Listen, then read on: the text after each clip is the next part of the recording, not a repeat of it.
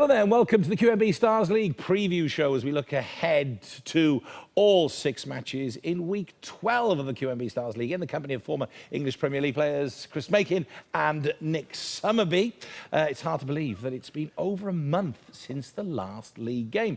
Maybe a little too long for some. Not for Chris Makin and Nick Summerbee, surely. You can't afford to give us a month off.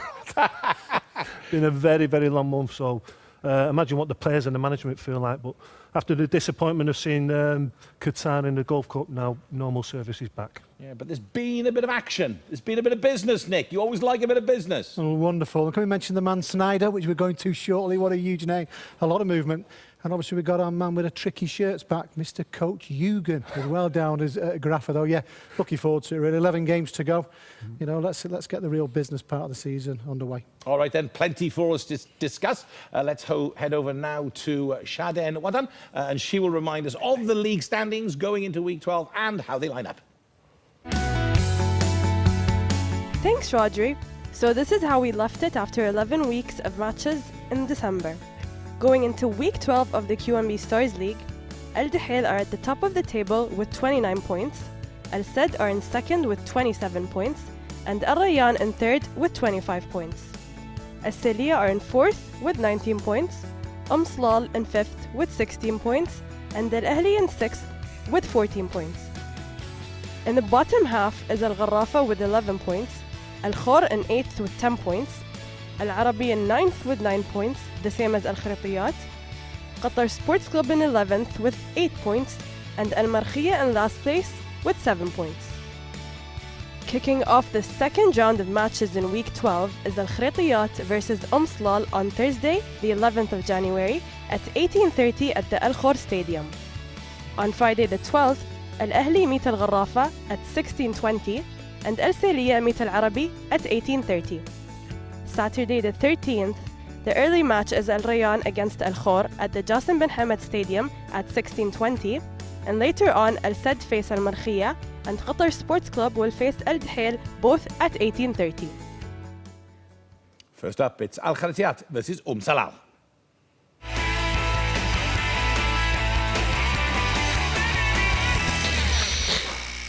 Al Khritiyat in that first period, Chris Makin quite disappointed. 10th position. Yeah. A lot of work to do. I'll tell you what, the pair of them going into the end of the first phase, very disappointing run of results for both clubs. So anyone's guess who's going to win this game. Khritiyat, I always find it hard to talk about Khritiyat because I don't know what they're supposed to achieve. They're never going to get in the top half of the table. Is their remit just to finish above the relegation zone? I think that would do Khritiyat at this moment in time. Yeah, well, disappointing, as I said. Nick and Chris asked Rashid Tibakaneen in the press conference what was missing in stage 1 of this season. I think we miss it in the first part of the season. We miss it luck, and we didn't have too much concentration in the last 20-30 minutes. So I hope that we will have these 2 points in the second half of the part of the season, because I think that we have a good team, quality players. So I think that we will show the real team Al Khritiyat tomorrow, inshallah. Puts it down to luck. Is that fair? I mean, him as personally, he did all right in a team that was struggling. I'm going to hold on to the way they finished last season off. I still think, you know, they've got those players there now. I think they can produce that. There's something, they made it happen last year, right against, I didn't give them a chance at all, and all of a sudden they turned around. I think they've got that in them. And they have a chance now against Salal. You know, Salal, they lost 12 points in the last 5 games. You know, for me, Salal, they should be disappointed not to hold on to getting to 4th. They could probably get into Ryan. But do they believe it? Well, Rami Fayez, who plays for Salal, is hoping for a brand new start. It's not a problem, so because you know we start good and we get many points. So normally in the league, maybe you get or you lose point. This is the normal thing in the league. So now we hope start good again as we start before. And we try to catch and take the point to, yes, our goal to finish best 4, but also to stay in the best position we can take in league. So I hope we can finish in the best four. Sort of distancing himself a little bit, but of course he wants to finish in the top four. No, nobody says second, first. We'll have a I go know. for that one. Why At least not? go Have a high. go. He does it. I said, look at Ryan. Al Sadd haven't been brilliant, even though they've made a little bit more ground now. But you think, well, go on, just say, yeah, well, yeah, we want to try and beat Ryan. That's what we want. But they will not say Do you it. think all the managers and players are trying to take the pressure off themselves Probably. by not putting it out there? Don't in the worry, press we'll pile it back on. conference? Right, give us your prediction then, Nick. Al Khateat versus Salam. 2-2. 2-2. Chris Makin. Yeah, I was going to go for a draw. 1-1. 1-1. Okay. Next up, Al Ahly versus Al Gharafa.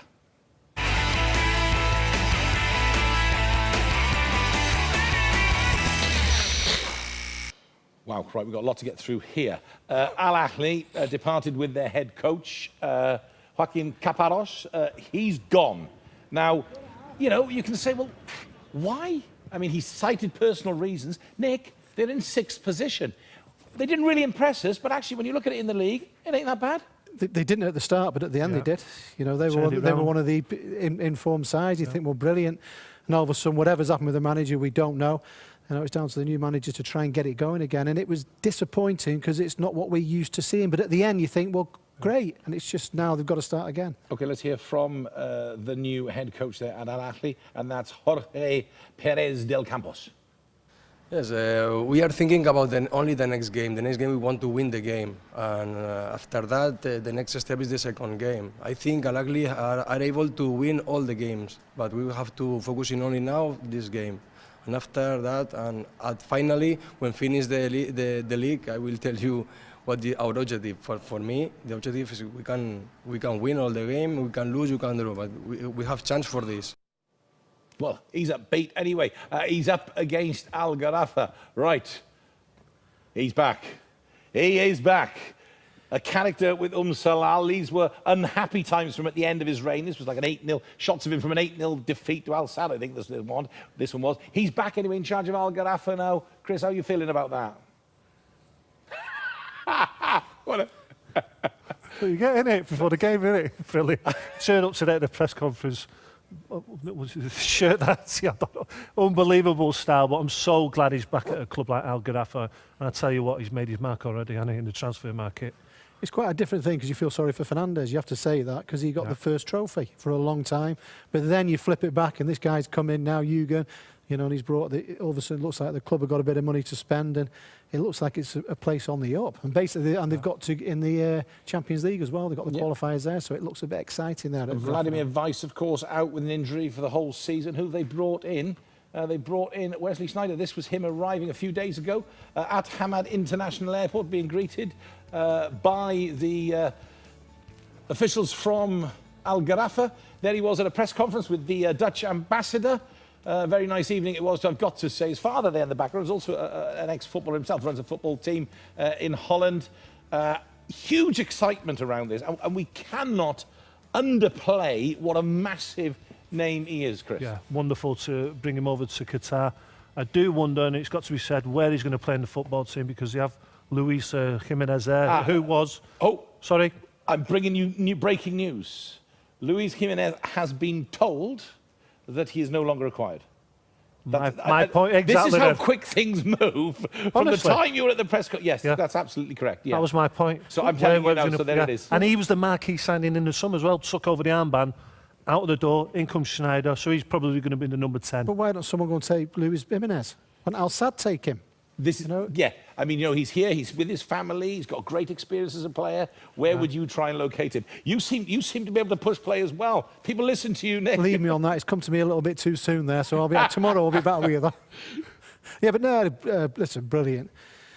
I mean, it's signed the forward as well, though, which is key. They've got the centre forward, which are looking forward as well at the moment. But it's upwards, isn't it? For Gharafa, are those glorious days going to come back? Let's remind ourselves of Wesley Sneijder's pedigree. Here he is, age 33, still young. I tell you what, he's looking incredibly fit. He's short, he's stocky, he's extremely strong. The clubs, Ajax, Real Madrid, Inter Milan, Galatasaray, Netherlands, International, World Cup runner-up, 133 caps, 31 goals. That's who they bought, Chris. That's what you're dealing with. That's a record number of caps for Holland, isn't it? Look at the clubs there. Real Madrid, Inter Milan, Ajax, massive club. very similar to the Xavi and Raul. He's going to bring experience to the players at Al Gharafa. What an unbelievable opportunity for the players and the young players at that football club to learn off one of the best. I just feel like when you look at Xavi, you know, and he's gone into Al Sadd, they're probably more a little bit up for that. He hasn't got the players around him as much as Graffa, so he's got to help them a lot, which he will do, obviously, having him in, though. But once again, what Chris says there, what a signing, fantastic signing. I'll tell you what, though, he's very focused about what he wants out of his time here with Al Gharafa. This is what he had to say that evening in the press conference. I really like to win trophies, and my main goal is to win a lot of trophies more. So I'm here to win trophies, and as I said already on stage, you know, to really develop the team, the players, and the whole everything, you know. And that's why I'm here, and to play and to show them my qualities.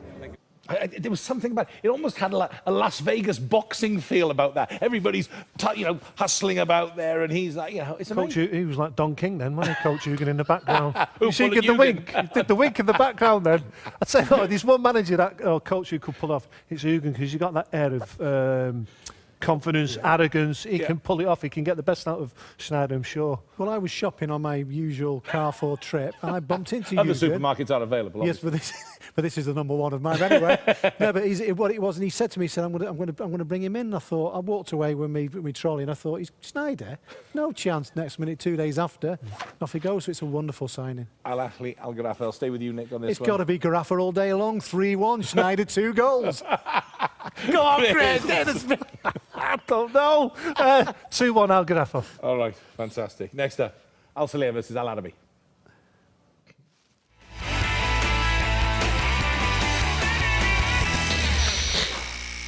Right, Al Saleh again. You know, over a month ago since they last played in the competitive league match. Yeah. I saw they played up against Tianjin Quanjian of the Chinese Super League. By the way, no, you know, these are the proper team. They came third in the Chinese Super League last season. Alexander Pato, the Brazilian international, he plays for them. You know, they lost 1-0. Is Cavaro manager there? That's Cannavaro. Cannavaro. Yes, and is he? I think he is, that's because he was at Aspire yesterday when I did a little recce.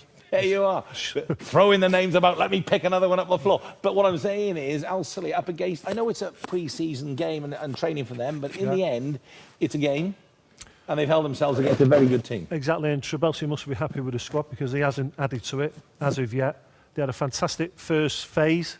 Could it get any better? I suppose the only way it could get better is if they do finish in fourth. And they could do, yeah. You got to say Could that. it get better? Let's hear from the man himself, Al Saleh head coach Sami Trabelsi. Every coach, his objective sure that they get the title. I hope this thing. I know it's so difficult, the league, but we try to work for this thing. We finished second or third or fourth. I think it's not bad thing. When we see other teams, when we see the quality for the other teams, the professional, the budget for the other teams, I think Celia, they do a good season this year. It's not happy thing if you are not on the top 4, because we play a lot of good game. We have good quality. We develop a good football. I think we have possibility to be better than 4th this season. My objective, he don't have a limit. Okay, Sami Trabelsi and Al Saleh had a fantastic start to the season back in September. Can they start the second part of the season the same way? He's hoping so. What do you think, Chris? I do. There's one team that really excited me in going forward in the first half of the season was Al Saleh. I thought it was superb. The goals that they were scoring. Wagner, got to keep him fit because he's a massive part of that attacking play. They're up against Al Arabi, Nick. Just talking about Luis Jimenez. When you go back there, how good he was. We were just saying he's come free now from Garaffa. Back to Al Arabi. That would be a nice one. Do you know what else was spotted as well? I think this job is perfect for the manager, Al Arabi, because he's one of those ones when there's a challenge. He wasn't happy at the start when he came in. Now he's got the players have started to see what he's all about. He's got them fit. He's brought a couple of players in. He likes to roll his sleeves up. And you know what? He's excited. And there was a bit of some good results just before the end of the break. You are referring to, of course, Luka Bonasic. Let's hear from him now. Okay, what I said before, I last month worked well with these people. We bring from the other 23 few guys, who give the fresh blood to us. Because when I came here, many players, who now is out of the Arabi, break our atmosphere, it doesn't does not motivate so. But we don't have some name, don't have big money for buy like other clubs. Then I bring the 5, 6 young guys, And what I have now unit, Unit is very important. And I be satisfied what we do last month. He does harp on about quality, though, off camera. We have little chats with him. I hope he doesn't get upset that I say that. He wants quality added to the side. And I'm going back to Luis Jimenez now. You called it. I think that's a great idea. Has he got too many international players there, though? Listen, what he's done there, what do me and Chris talk about? Bring it back to basics. Get them fit, get them working as a unit. That is what he's done. He's excited by this job. He's turned it around now and he's got something to grab hold of. And I'm looking forward to seeing the way they approach the second part of the season. They could surprise a few. One note of caution, if he's got 5 or 6 under 23 players in without that experience, when it does go wrong, they are in a tricky period. Another 2, 3 bad results could kill those players. They've got to get good results to go with those players coming into the team. So, Chris, we'll go with you this time first. Al Salia versus Al Arabi. Prediction? Oh, I'll go with Salia 2-1. Okay, next time will be. I'll do the same as then, 2-1. Okay, next up, Al Rayyan versus Al Khor.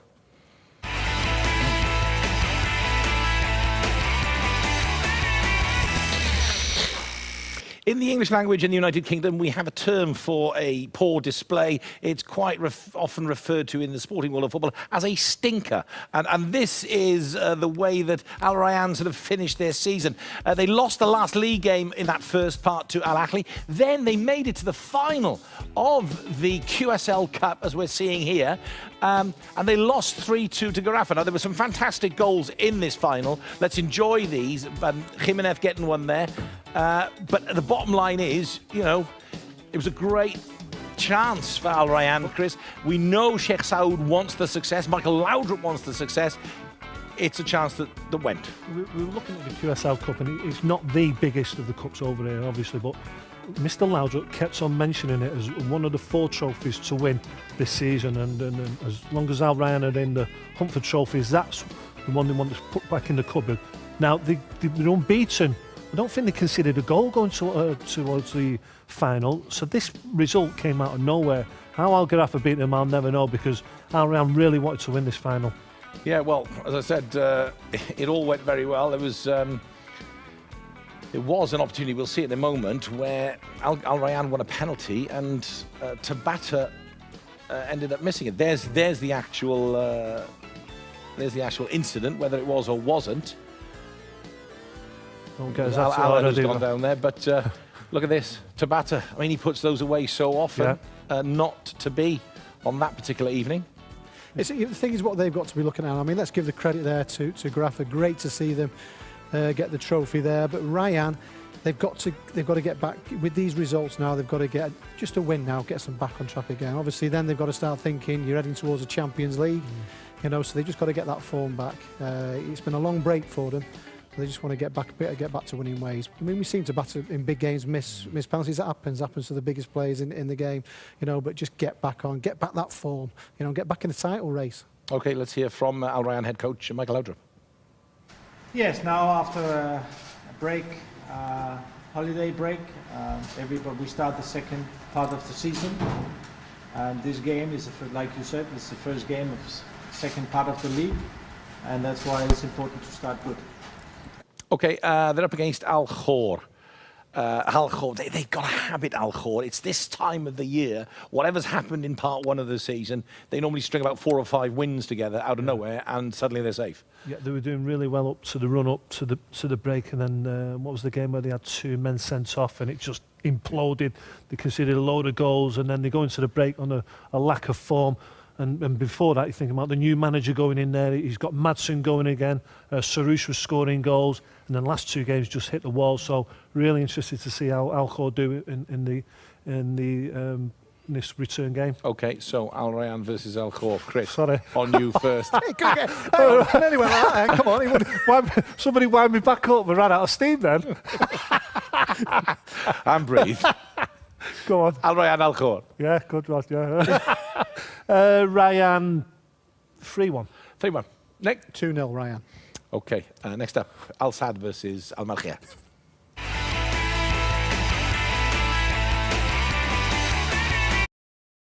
Wow, goodness me. Al Sadd versus Al Markhia. Who would believe it? Let's remind ourselves, the opening fixture of the 2017-18 season. Xavi put him ahead in the 20th minute with a free kick that they picked up on the side of the box. They will see that going in. But this turned out to be the shock result of the season so far. Unfortunately for Al Markhia, they fielded an ineligible player. The result was cancelled and it was given as a 3-0 victory as per FIFA rules to Al Sadd. But Al Sadd will look back at this as one they got away with. And really, Al Markhia never, Nick, repeated this sort of performance. I have a problem with Markhia, not with the manager. I think with the squad what they have there, they shouldn't be in a relegation battle. I'm not talking being military. I think they're too good. You know, I mean, Abdul Qadir you've got there. You've got Traore on the left. Where's his form gone? Traore, Carey. You know, players there. But you brought Bilal in. You've got Lawrence in there. Nasser as well there. You've got youth. You've got experience. He's been given the tools. He said at the start, the manager, I want to have my own team. Well, you've been given it.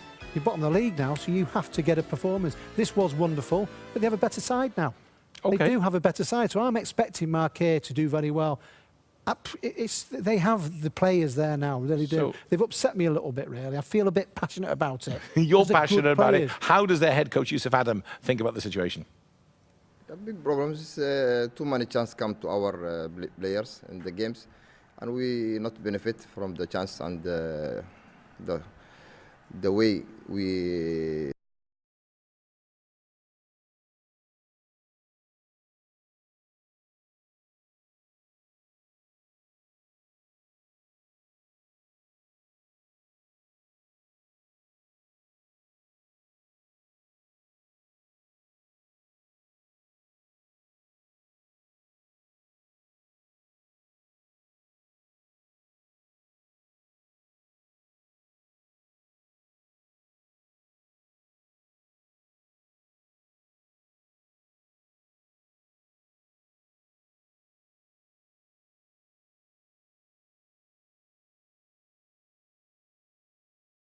The left foot he's got. We've featured it throughout that first part of the season. And I think you actually made a point of saying it's the best left foot in the league. Wonderful. Where's he gone to? Get him back flying as well.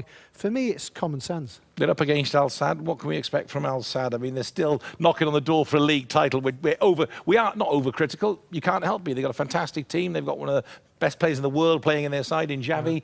We expect, the fans expect, the management expect. Yeah. They've added Hamid Ismail, and that's it.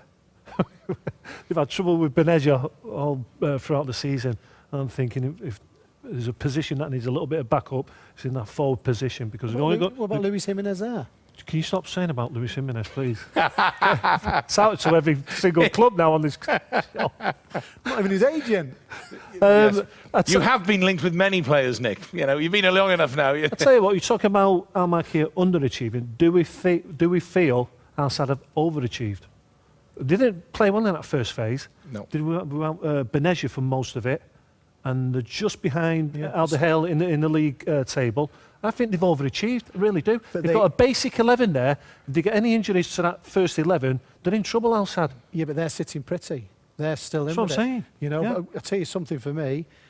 They have a chance, but they've got to beat De Gea. End of. When they play De They've got Gea, to stay injury-free as well. They have to, yeah. We'll get to them in just a moment. So it's Al Sadd versus Al Markhia. Nick, I'll go with you first for the prediction on this one. I think Al Sadd will put the record straight once and for all, 3-1. Okay, Chris? Yeah, I'll go 3-0. Okay. Finally, Qatar Sports Club versus Al Dahel.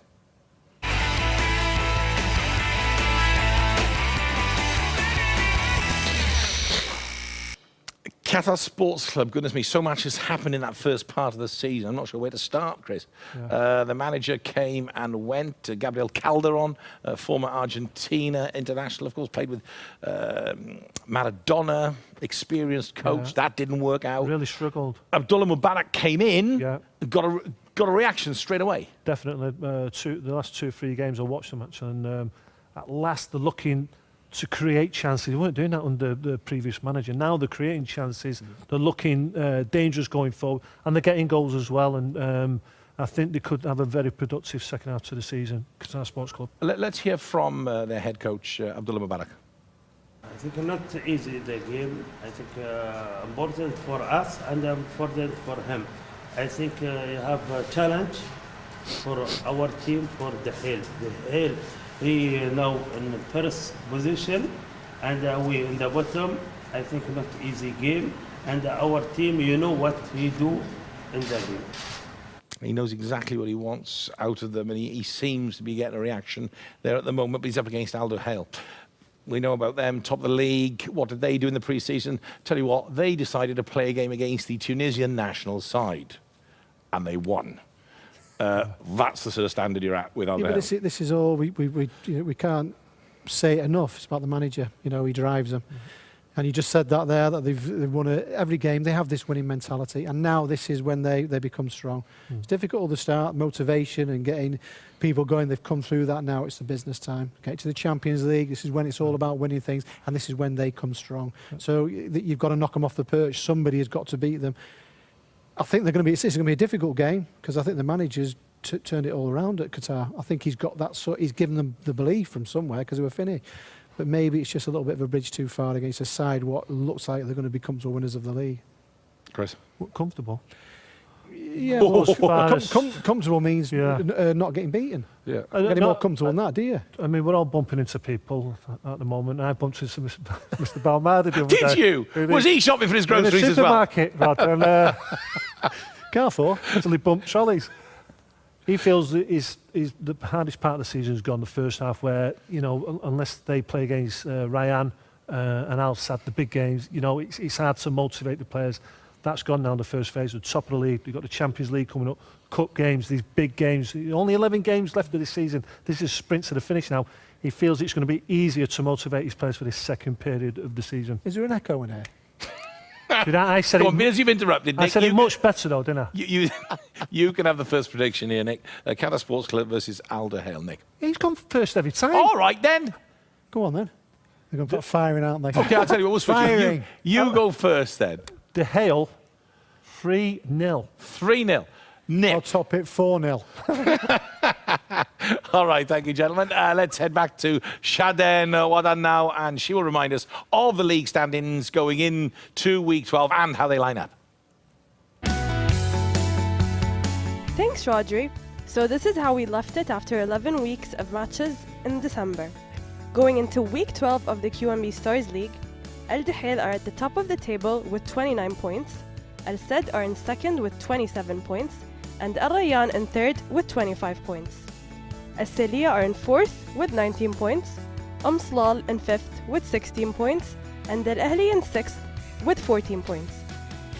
In the bottom half is Al Gharrafa with 11 points, Al Khor in 8th with 10 points, Al Arabi in 9th with 9 points, the same as Al Khritiyat, Qatar Sports Club in 11th with 8 points, and Al Markhia in last place with 7 points.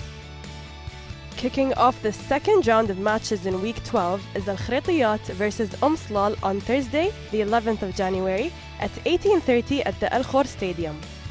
On Friday the 12th, Al Ahli meet Al Gharrafa at 16:20, and Al Saliya meet Al Arabi at 18:30. Saturday the 13th, the early match is Al Rayyan against Al Khor at the Jassim bin Hamad Stadium at 16:20, and later on Al Sadd face Al Markhia, and Qatar Sports Club will face Al Duhail both at 18:30. Fantastic. Right, we're all set for round 12 from Nick Summerby, Chris Macon, and myself. Bye for now.